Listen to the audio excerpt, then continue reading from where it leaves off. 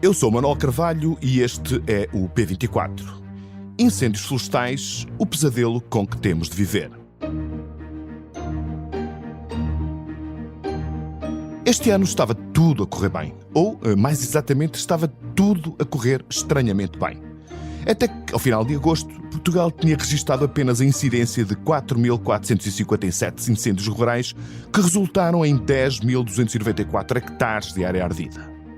Comparando estes valores de 2004 com o histórico dos 10 anos anteriores, registaram-se menos 53% de incêndios rurais e menos 86% de área ardida.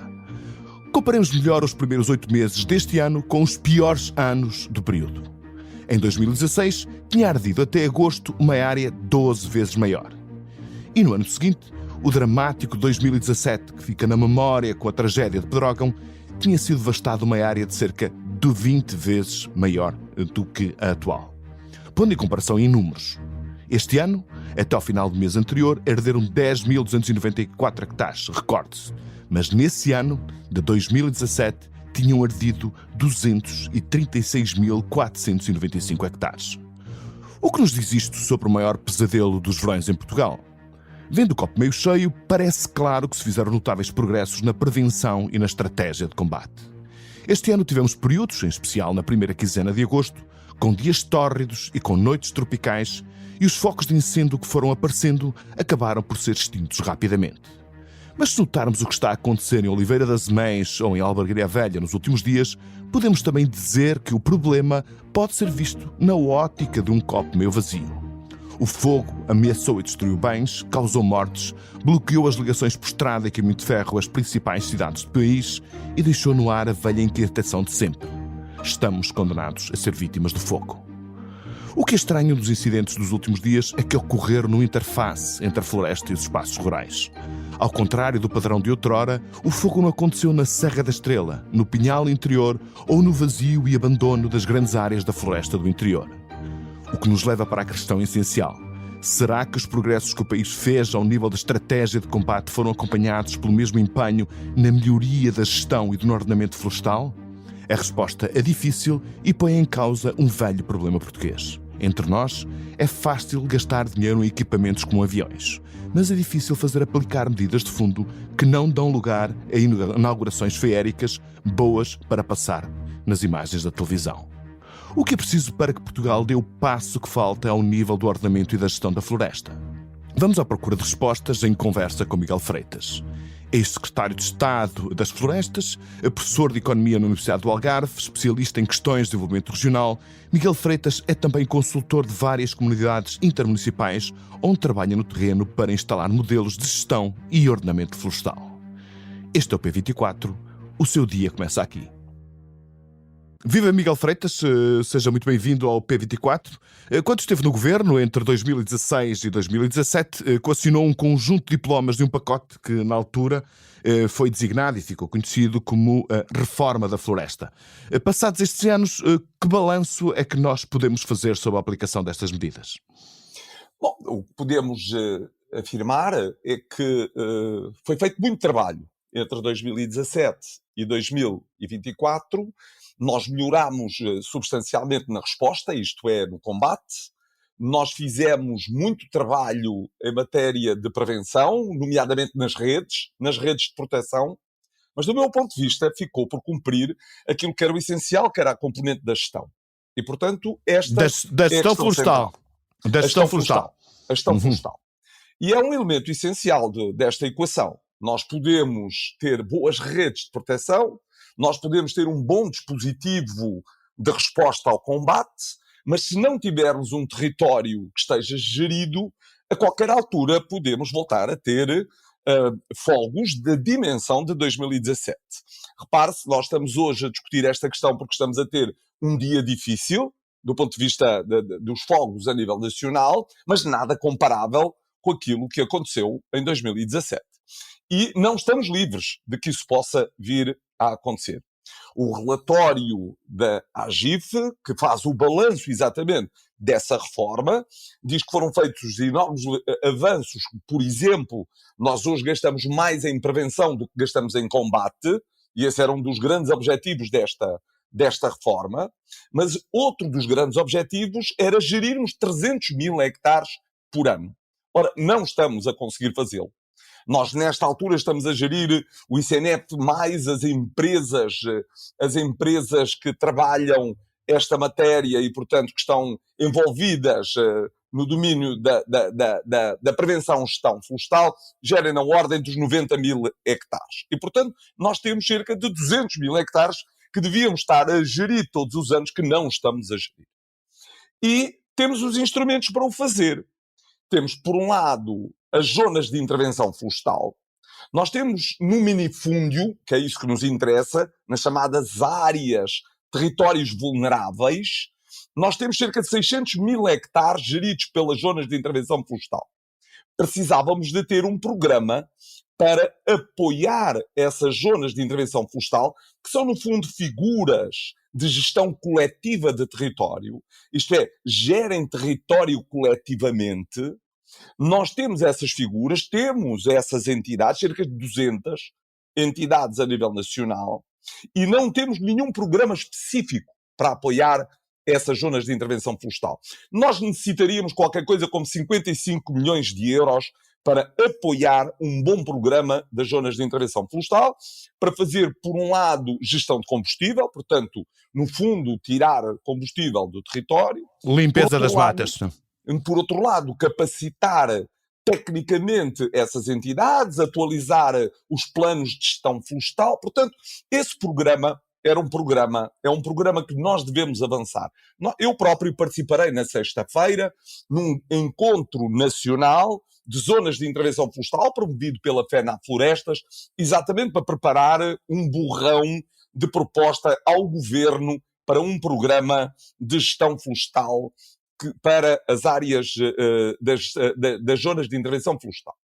Por outro lado, portanto, esta era uma primeira, e esta é, do meu ponto de vista, para já, a grande falha do sistema. Nós temos que atuar aí. Temos que fazer mais.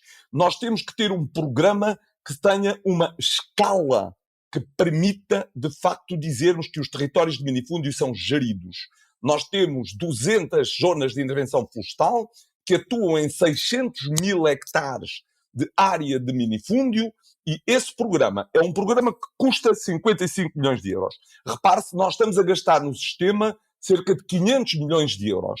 É isso que diz o relatório da AGIF. Gastamos neste sistema 500 milhões de euros. Ora bem, o que estamos a dizer é preciso um esforço um pouco maior, e com esse pouco maior nós podemos fazer, de facto, um grande programa. Por outro lado, o governo anterior criou um programa para as áreas integradas de gestão de paisagem, 70 mil hectares, 140 mil hectares, perdão, 140 mil hectares. Ora bem, esse era um programa extraordinário.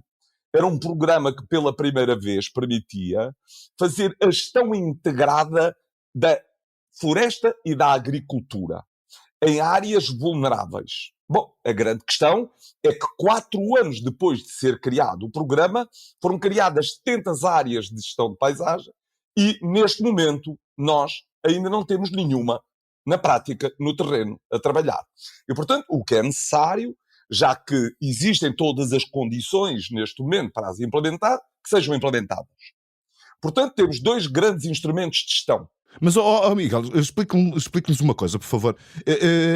Porque é que esses instrumentos de gestão da paisagem e do território não avançaram? Será apenas pelo seu custo financeiro ou porque é mais difícil, portanto, operar nas causas estruturais que mexem diferentes interesses, cruzam diferentes planos de intervenção política?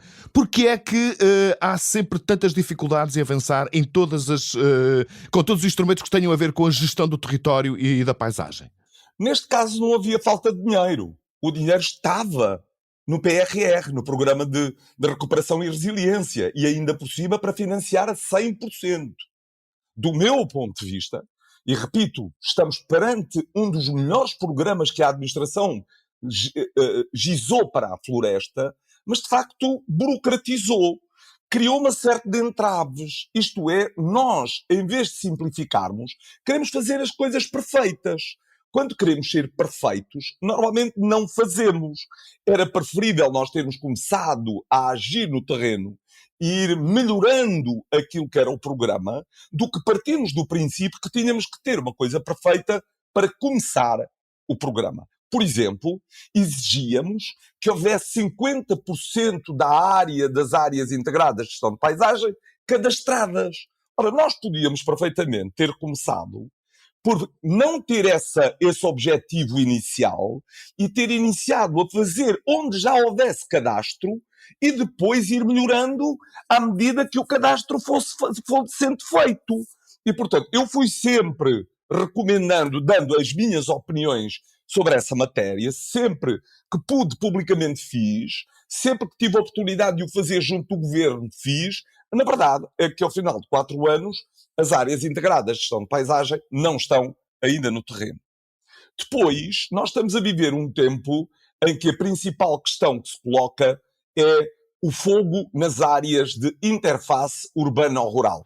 É esse caso dos incêndios do Distrito de Aveiro desta segunda-feira. Exatamente. E, portanto, o governo também aí criou um bom programa, que é o programa de condomínios da aldeia, que estavam previstos 800, mas que só estão aprovados 110.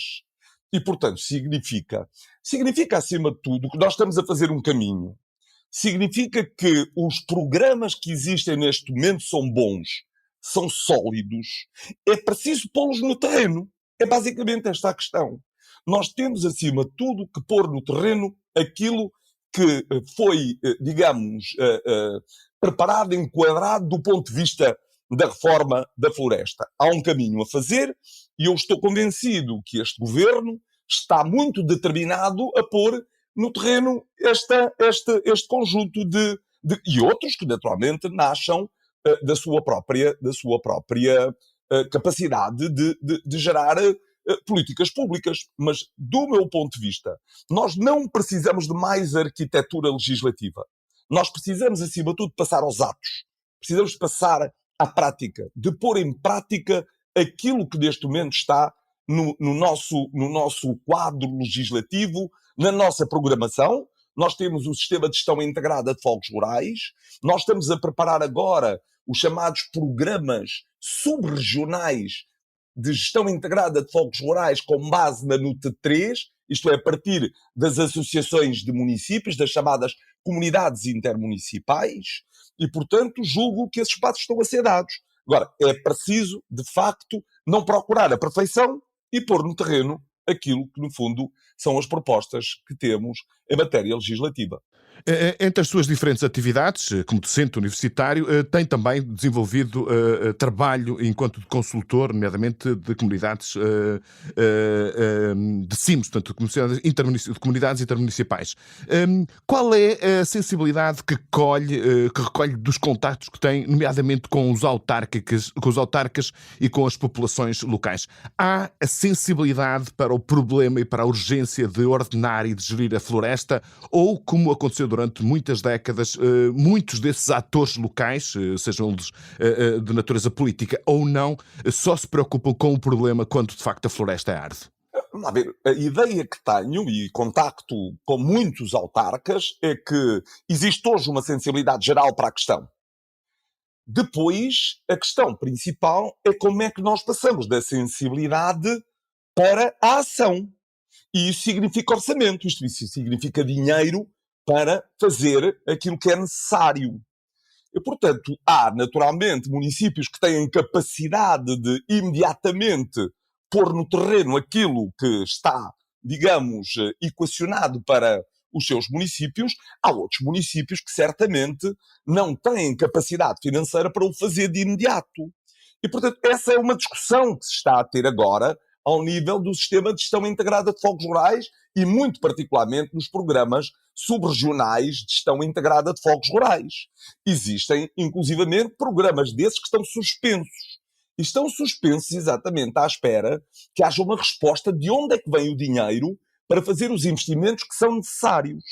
Nós temos alguns programas onde conhecemos os fundos, sabemos de onde vêm, mas depois temos um conjunto de outras medidas que não sabemos existe uma ambiguidade e uma incerteza de onde é que está o dinheiro para ser executado. E, portanto, os autarcas, sim, ou estão muito preparados, muito sensibilizados, querem fazer, mas, na verdade, perguntam à administração central, perguntam ao governo onde é que estão os fundos para poder concretizar aquilo que são os programas que estão a ser equacionados. Mesmo fundos que existem, que estão já, portanto, orçamentados e que estão teoricamente disponíveis. Estão teoricamente orçamentados. Agora, disponíveis, é preciso que haja um diálogo entre as comunidades intermunicipais e o governo, com a intermediação das CCDRs. As CCDRs são muito importantes, porque elas têm um pacote de medidas onde encaixam muitos dos programas que estão a ser equacionados do ponto de vista daquilo que são os programas subregionais que estão integrados a fogos rurais, mas não têm todo. E, portanto, é necessário ir buscar dinheiro a outros fundos. Eu lembro-me sempre do Fundo Ambiental. O Fundo Ambiental é o fundo onde o governo tem maior margem de manobra. E, portanto, nós, quando estamos a falar de floresta, estamos a falar quer por um lado de mitigação, quer por outro lado de adaptação em matéria de alterações climáticas. E, portanto, faz todo o sentido que se aumente o contributo do Fundo Ambiental para as questões, quer da prevenção, isto é, da mitigação, certo? Quer, por outro lado, das questões relacionadas com a gestão da floresta. Portanto, é, no fundo, encontrar novas vias para reforçar aquilo que são os financiamentos em matéria de gestão florestal. Miguel Freitas, muitíssimo obrigado pelos seus esclarecimentos e por nos ajudar a compreender a complexidade da política florestal em Portugal. Obrigado. Mi pueblo, la familia, mi vida era muy feliz.